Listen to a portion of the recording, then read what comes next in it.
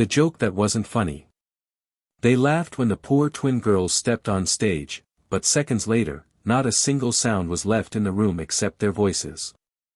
Welcome back to the Heartfelt story, where every tale touches your soul. If you're new here, hit that like button and subscribe so you never miss stories that remind us of the power of kindness, resilience, and the magic hidden in ordinary lives. It all started in a small town where the halls of Westbrook Middle School echoed with gossip more than learning. The target this time? Two shy, rag-wearing twin girls named Lila and Lana.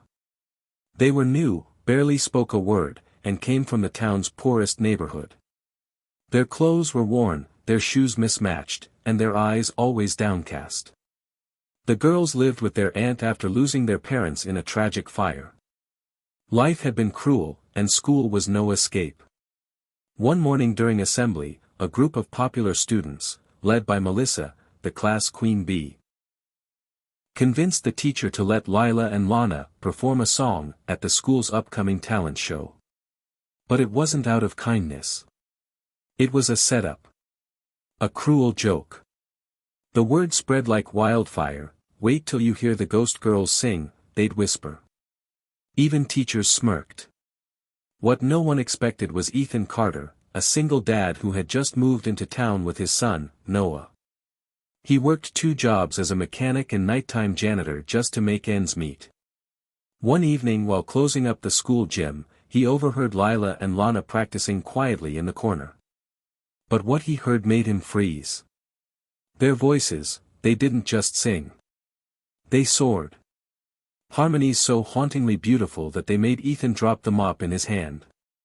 He approached them gently, and when they saw him, they flinched, expecting to be kicked out. But instead, he smiled.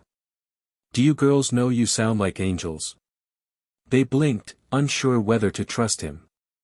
Ethan offered them a deal.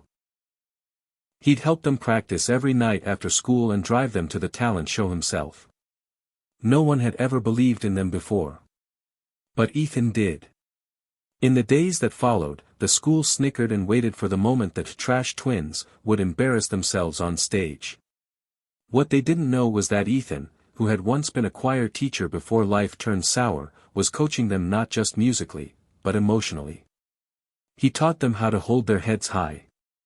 And then, the talent show night arrived. When the room fell silent, the auditorium buzzed with anticipation.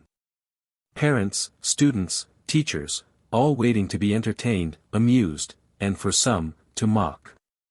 Lila and Lana stepped onto the stage wearing simple white dresses gifted by Ethan's son Noah, who had saved up his allowance to surprise them. Whispers rose like static. They're really going to do it? This is going to be hilarious. Even the principal looked puzzled, wondering why the girls agreed to go through with it. Then the music started. At first, there was hesitation, a breath caught in their throats.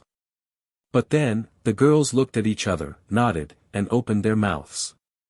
The moment their first note hit the air, the laughter died.